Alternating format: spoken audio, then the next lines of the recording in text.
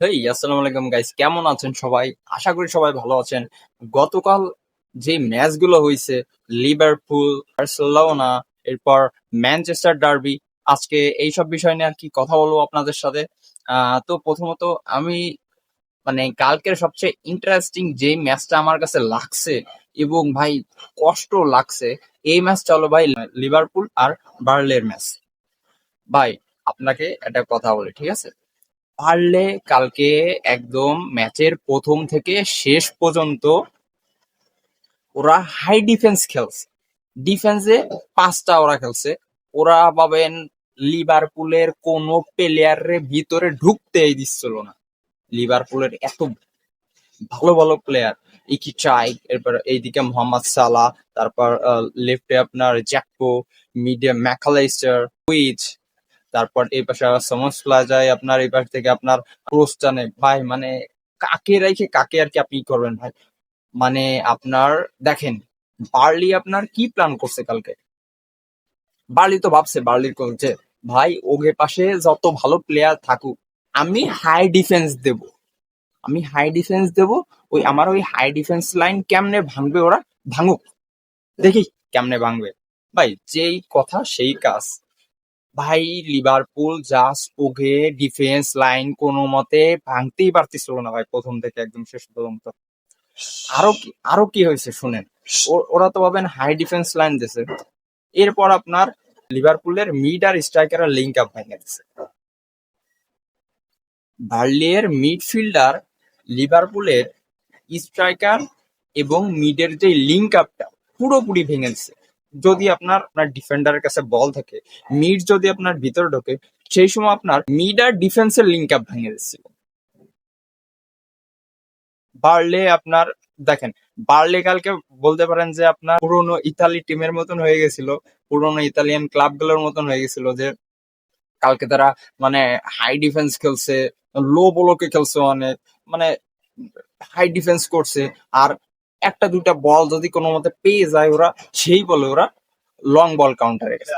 বার্লির যে মিডফিল্ডার আপনার পুরো আপনার লিঙ্ক আপ ভেঙে দিচ্ছিল। সাপোজ স্ট্রাইকার অ্যাটাকে যাচ্ছে, এইদিক মিড বল নিয়ে আসতেছে লিভারপুল, কিন্তু সেই সময় আপনার লিভারপুলের যে মিডফিল্ডার আর আপনার স্ট্রাইকারের যে লিঙ্ক আপ, এই লিঙ্ক আপ বার্লের মিড দিয়ে পুরো ভেঙে দিচ্ছিল। প্রতিটা প্লেয়ারের কাঁধে, প্রতিটা প্লেয়ার ভাই গাড়ি, কার কাছে বল দেবা দাও। এরপর মিডফিল্ডার দিয়ে অ্যাটাক দিতে গেছে, ওরা মিড ব্লক করছে। এরপর উইং দিয়ে দিচ্ছে, ঠিক আছে দাও উইং এর দেওয়া শুরু করো। আরে ভাই, উইং এর দেওয়া শুরু করো, ওই পাইট দিয়ে দেখো ভাই ড্রিবলিং করে যে ঢোকবে। আলকার ভাই আপনার গ্যাক করে যেমনি ধরছে, হাফ টাইম পর্যন্ত এমনই হচ্ছিল। হাফ টাইম পর্যন্ত কোনো মতে ভিতরে ঢুকতে পারতেছিল না বল নিয়ে ওরা। এরপর হাফ টাইম হলো, হাফ টাইম হওয়ার পর সমোসলাইজারকে আপনার রাইট ব্যাক থেকে ডিফেন্সিভ মিডে আনলো। এর পরে যে লিভারপুল আপনার বেশ কিছু অ্যাটাক পাচ্ছিল উপরে দিকে, সমোসলাইজার আপনার ডি বক্সের বাইরে থেকে কয়েকটা শটও দিছিল, কিন্তু গোলকিপারও আপনার ঠেকা দিছে।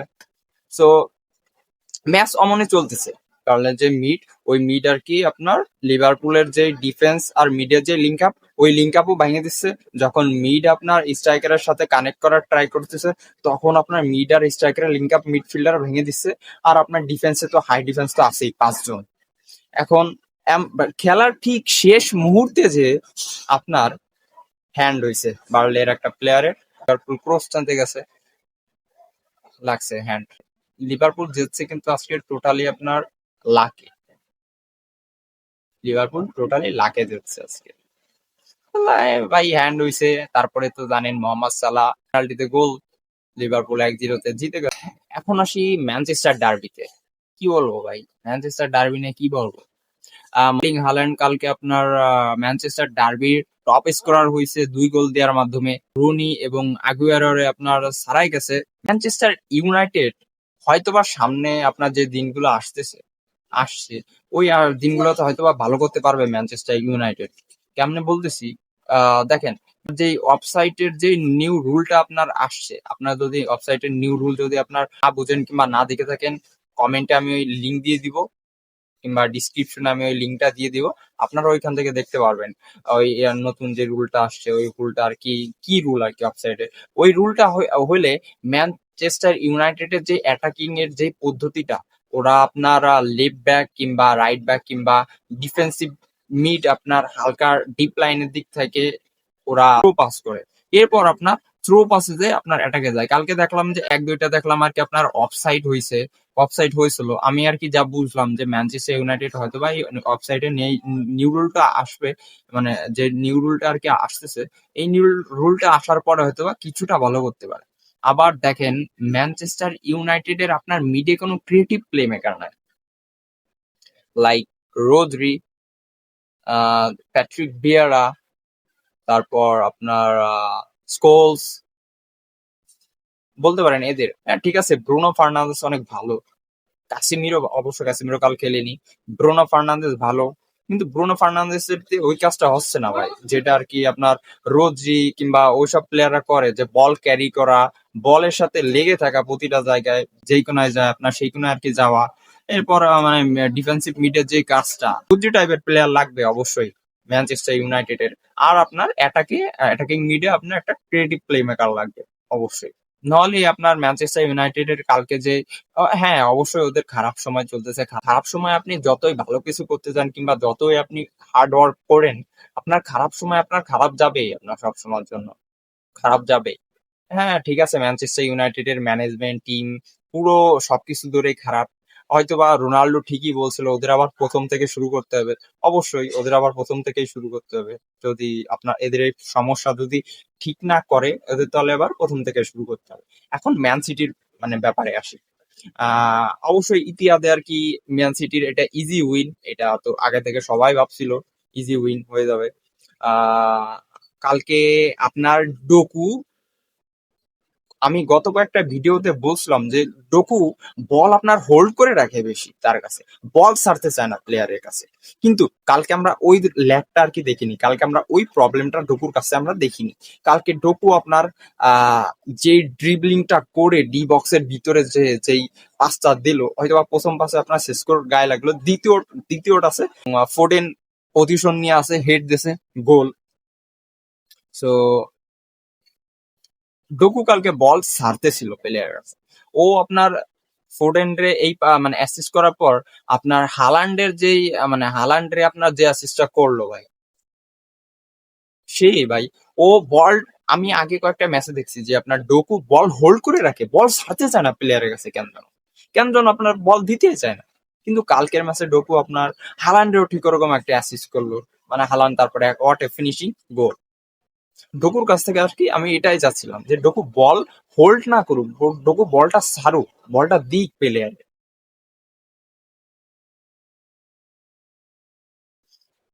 ম্যানচেস্টার সিটি আপনার প্রেসিং খুব ভালো করতেছে, আমি গত কয়েক ম্যাচেও আর কি আপনাদের আমি বলছি ম্যান সিটি আপনার প্রেসিং ভালো করতেছে। এরপর কয়েকটা ম্যাচে আমি দেখছিও যে আপনার ম্যান সিটি আপনার অফসাইড ট্র্যাপও ইউজ করতেছিল, কিন্তু আজকের ম্যাচে হয়তো বা ওরকম কোনো দেখিনি।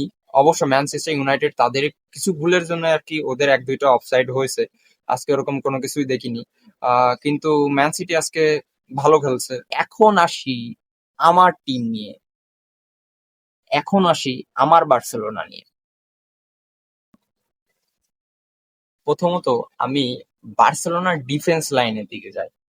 জানেন আপনার সবচেয়ে যে পাস সাকসেস হয়েছে ওটা পেদ্রির পরে কার হয়েছে? কিউবার্সি, এরপরে ক্যাসান্ড্রো, এরপরে এরপরে কার? এরিক গার্সিয়া, এরপরে কুন্ডে, এরপরে মার্টিন। এটাই চাচ্ছিলাম ভাই, যে ডিফেন্ডারদের কাছ থেকে আমরা মানে এই জিনিসটাই পাই, এই পাসগুলোই পাই, এই লং লং পাসগুলোই পাই। কারণ ফুটবল বদলাতে যাচ্ছে ভাই, যেই নিউ অফসাইড রুলটা আপনার যখন ঢুকবে, তখন ফুটবল এরকমই, ডিফেন্ডার থেকে বল শুট দিয়ে থ্রো পাসটা, ওই পাসটা ডিফেন্ডার থেকে আমরা মানে অনেক আর কি বেশি দেখবো আর কি।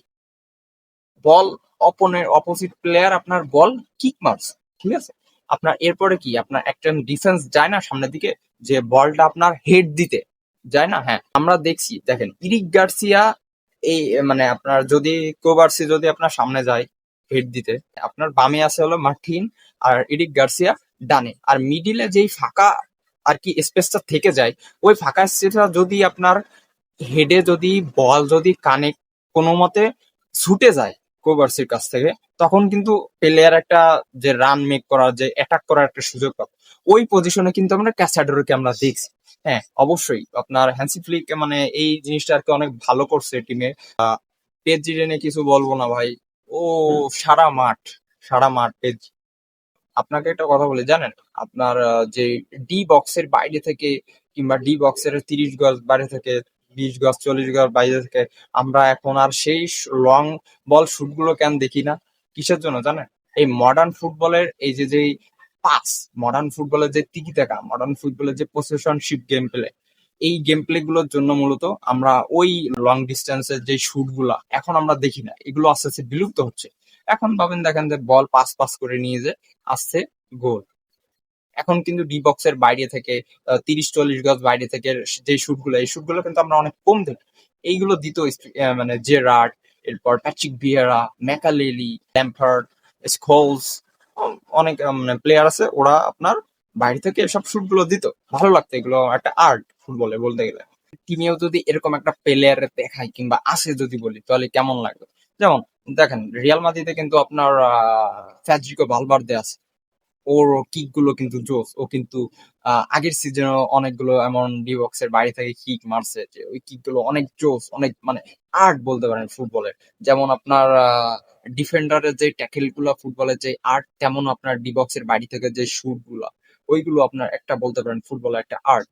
সো আমার মনে হয় কি জানেন, হ্যান্সি ফ্লিক যদি ফার্মিন লোপেসকে আপনার অ্যাটাকিং মিডে এই রোলটার যদি কাজটা করায়, তাহলে অবশ্যই আমরা অনেক বেনিফিট পেতে যাচ্ছি।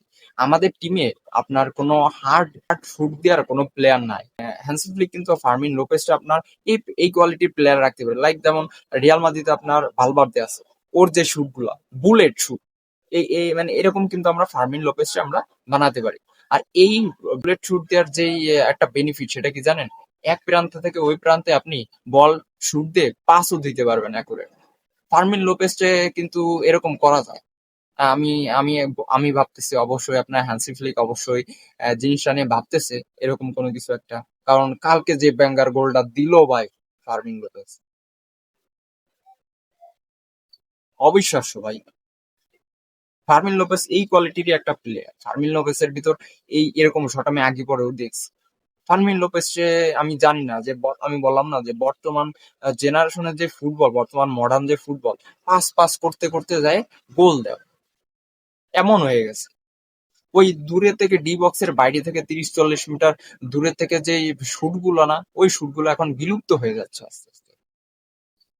ফার্মিন লোপেজ কিন্তু আপনার এই মানে এই কোয়ালিটির প্লেয়ার বানানো যায়, এই কোয়ালিটির আপনি মানে যে একটু বাইরে যদি দেখেন, উম, অনেক ভালো খেলছে ভাই। ফার্মিন লোপেসের যে রান মেক নেওয়া, যে এক্সেলারেশন, ফার্মিন লোপেসের যে ফিনিশিং, কালকে আমরা ফার্মিন লোপেসের ফার্স্ট গোলটা যে ফিনিশিং দেখতে পেলাম ভাই, সেই কুবার্সির কাছ থেকে আপনার কুবার্সি আপনার ফার্স্ট টাচে একদম ফেরান টোরেসে আপনার বল দিছে, ফেরান টোরেস একদম ফার্স্ট জাস্ট বাদাই দিছে যে নে ভাই নে, তুই যে গোল দে নে, বাদাই দিছে ফার্মিন মানে ফেরান টোরেস। আপনার ফার্মিন লোপেস আপনার রান মেক করছে, যে ফিনিশিং গোল। কালকে রাফিনারে আপনার হাফ টাইমের আগে নামায়নি একটাই কারণ, এই ম্যাচের যে ওয়ার্ম আপ, প্রি ম্যাচের ওয়ার্ম আপে আর কি রাফিনা আর কি আসতে দেরি করছে, এর জন্য রাফিনারে নামায়নি। হয়তো বা ভাই রাফিনা এই রাগের জন্যই তারপরে 2টা গোল দিয়ে দিচ্ছে ভাই। একটা তো লাস্টে যে আপনার ফিনিশিং, একটা জবরদস্ত একটা ফিনিশিং দিল।